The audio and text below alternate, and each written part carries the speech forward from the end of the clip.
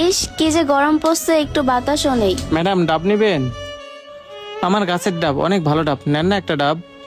তাছাড়া সকাল থেকে আমার একটা ডাবও বিক্রি হয়নি, নেন না একটা ডাব। একটা ডাব নিলে আমার অনেক উপকার হইতো। না না, আমি কোনো ডাব নিব না।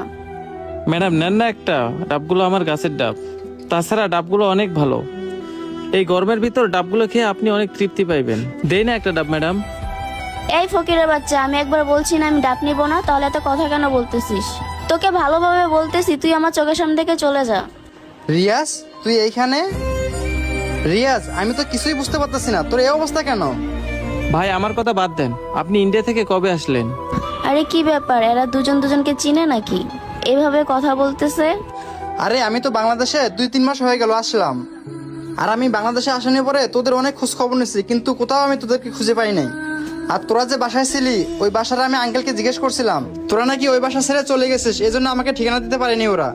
কিন্তু তোকে যে আমি এতদিন পর এভাবে দেখবো, এটা তো আমার বিশ্বাসই হতেছে না। আরে এই জীবন, তুমি কি পাগল হয়ে গেছো? তুমি কেন এই ফকিরনেকে ভাই বলে ডাকতেছো? দেখো না, তুমি চুপ থাকো। তুমি জানো না যে ও আমার কে? আর তোমার মাঝে যে আজকে আমি বেয়াদবি দেখলাম, নেক্সট টাইম যদি আমি কারোর সাথে তোমার এরকম ব্যবহার দেখি, তাহলে কিন্তু তুমি আমার কাছ থেকে আর ক্ষমা পাইবা না। কি আমি তোমার সাথে বেয়াদবি করতেছি? 1 মিনিটের ব্যবধানে রাস্তার ছেলেটা আপন হয়ে গেল আর আমি পর হয়ে গেলাম। তুমি আমাকে সোজাসুজি ভাবে বলো তো, এই ছেলেটা তোমার কি হয়? ওর সাথে কি এমন সম্পর্ক তোমার? আপু আমি আপনাকে। এই রিয়াজ দাঁড়া, থাক, তোরে কিছু আরে বলতে হবে না, আর বলানিরও প্রয়োজন নেই।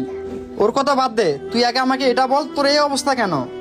বুঝলাম না, জীবন একটা রাস্তার ছেলের জন্য আমার সাথে খারাপ ব্যবহার করতেছে। শোনো তাহলে ভাইয়া, তুমি ইন্ডিয়া যাওয়ার পরে আমাদের ফ্যামিলি উলটপালট হয়ে গেছে। বাবা 6 মাস আগে অসুস্থ হয়ে পড়ে, তারপরে মারা যায়। বাবা মারা যাওয়ার পরে আমাদের ঘরবাড়ি, ব্যবসা বাণিজ্য সব চাচারা দখল করে নিয়ে গেছে। আমি তোমাকে ফোন দিয়ে সবকিছু জানাতে চাইছিলাম, কিন্তু মা না করছে। তুমি তো ইন্ডিয়ায় গেছো নিজের কেরিয়ার করতে, আর তখন আমি অনেক অসহায় হয়ে পড়ছিলাম। আমাকে সাহায্য করার মতো কেউ ছিল না, সেজন্য আমি যে কাজ পাই সেই কাজই করি। এই যে দেখো না ভাইয়া, গাছ থেকে ডাব পেরে নিয়ে এসে সেই ডাব আমি বিক্রি করি।